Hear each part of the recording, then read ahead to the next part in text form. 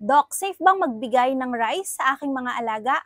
Well, my answer is yes. But you should watch this video para malaman yung mga dapat at hindi dapat sa pagbibigay ng rice sa inyong mga alaga. Well, according to AKC or Animal Kennel Club, some veterinarians are recommending rice doon sa mga dogs na merong mga GI upset or nagkakaroon ng diarrhea as a source of carbohydrates. Why? Dahil ang rice ay madaling ma-prepare, madaling ma-digest, at the same time low in fiber. Pero, ang white rice ay mataas ang glycemic index. Pwede mag-cause ng pagtaas ng blood sugar levels. So, dyan papasok na kung gaano kadami ang bibigay nyo sa inyong alaga, kung sila ba ay diabetic dog, kung sila ba ay obese dogs, dun sa quantity kung gaano kadami, much better, you should consult your veterinarian. So carbohydrates are an important part of a dog's diet, along with a certain amount of protein and fat.